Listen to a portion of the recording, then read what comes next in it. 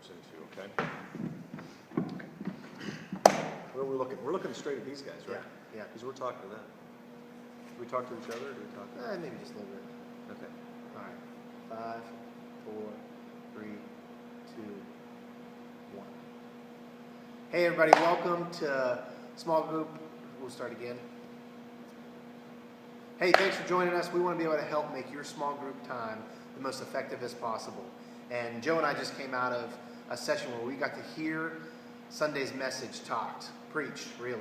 And we got a couple of points we want to talk over just to prepare you so that your time in small group, as you discuss the message, can be more effective. And so this message was all about marriage. It was talking about running on fumes and how to respond when our marriage is running on fumes. And I'll tell you what, Joe, I heard a lot. I don't know if you want to share first a couple points you heard. I'll share what I heard. Maybe that'll help us out. Well, he covered a lot of stuff today. And I would imagine if you're going to be talking about this in your small group, you're going to have to think through which parts of this message that you actually want to talk about. I think if I was leading a group, I would definitely want to get to those 3 indicators that tell us when our marriages are running on fumes. And, one of the things there that kind of caught my attention was the fact that you can look at those things, your desires become demands, your differences become divisive, and your disappointments become divorcements, and say, yeah, that's happening in our marriage. But maybe one thing that they could do is, maybe they could put like a metric to that. Where are they specifically in their marriage in one of those 3 areas? And once they give that metric, I think one of the things that they might be able to do then is to say, hey, this is why I would attach that metric to this part of our marriage. What do you think about that? I think that's really great. And the more specific any of us can get in our marriages, the closer to healing we become. Dwight said this, I think almost verbatim, I wrote this down.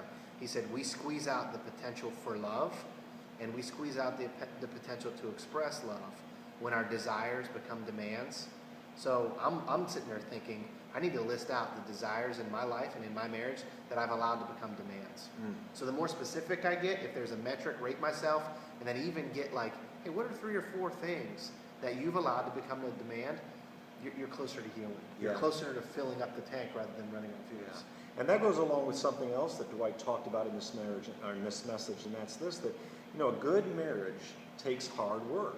Right. And so as a small group leader, what you want to try to do with your group members is you want to get them to do the hard work of processing where they are in those 3 indicators of whether or not their marriage is running on fumes. So don't be afraid to take about 40, 50, 60 minutes on this part of your small group to get there.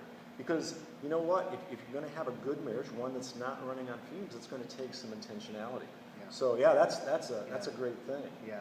Dwight kind of wrapped up the message by walking us through some steps to take, or I think he said 3 keys to refueling.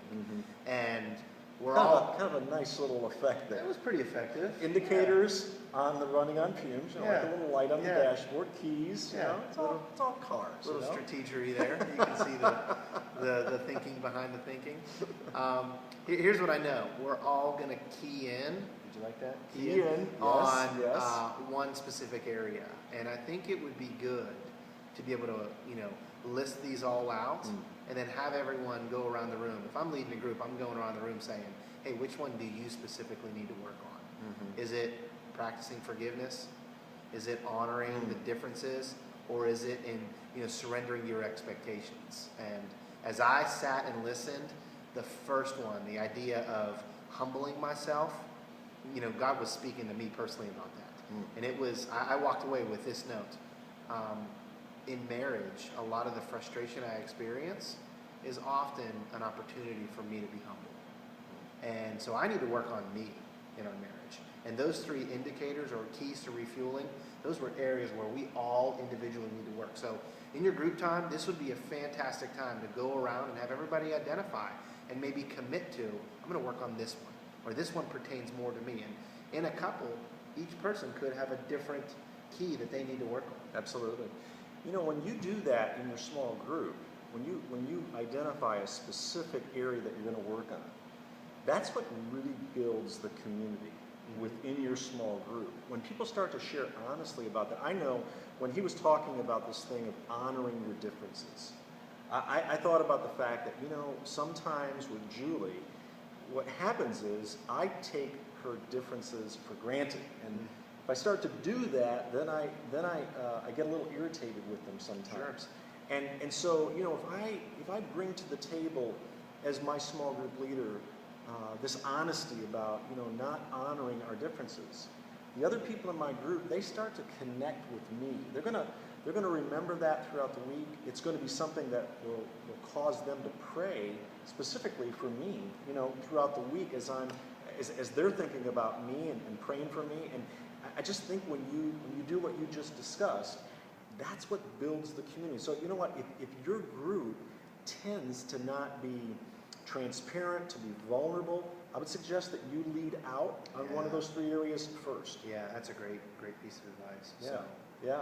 Well, hey, I hope we've given you enough, at least to jump in on based on Sunday's message. Yeah. Have a great group time. Remember, we have small groups to foster an environment where spiritual growth happens.